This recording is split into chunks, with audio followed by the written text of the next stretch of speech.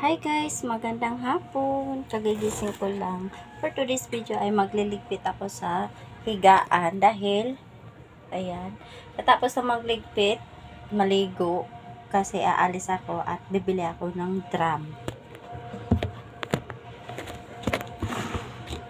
Ayan, bibili ako ng gamit para sa tubig namin.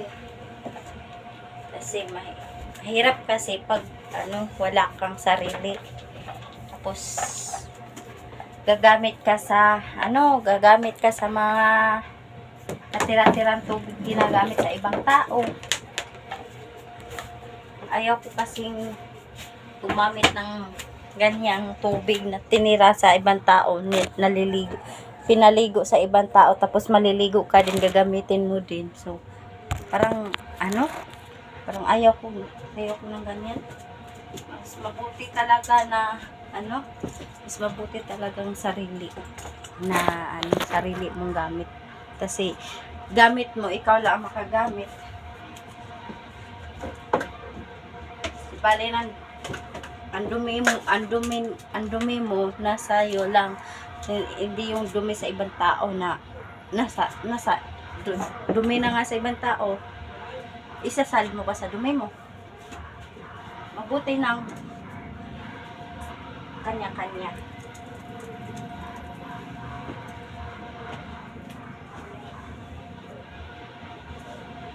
Hindi natin alam, yung ibang tao may sakit o di mahawa ka din. Kasi ginagamit mo yung sa tira-tirang tubig nila, napaligo nila. Mas mabuti ng sarili talaga.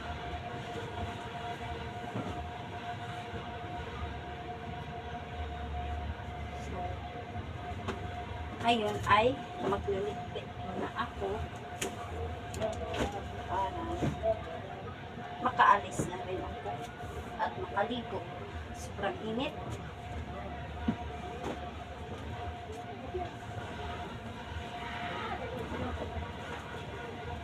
Sarap ng tulog ko. Ayaw ko pa sanang gumising pero hindi ko na kaya ang init.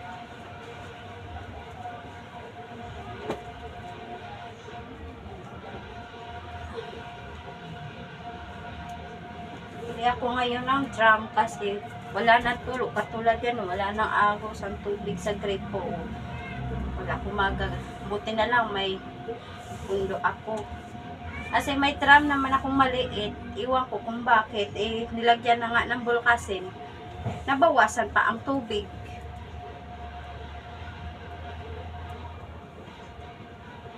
Wala na nga butas. Tinitingnan ko, wala namang butas. Iba't nabawas ang tubig.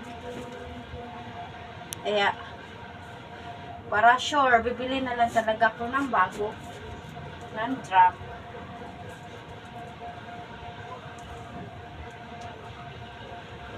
Hirap naman kasi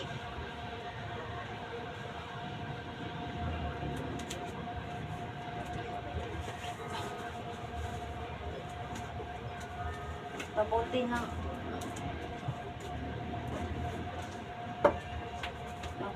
yung sariling gamit.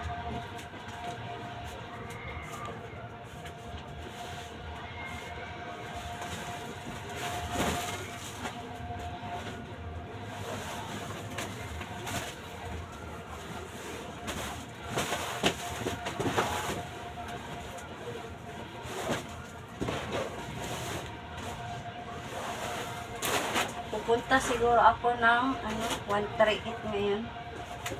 Titingin ako doon kung magkano ang drum.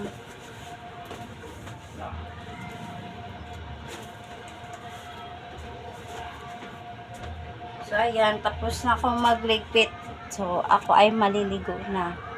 So ako ay magpaalam na. Bye!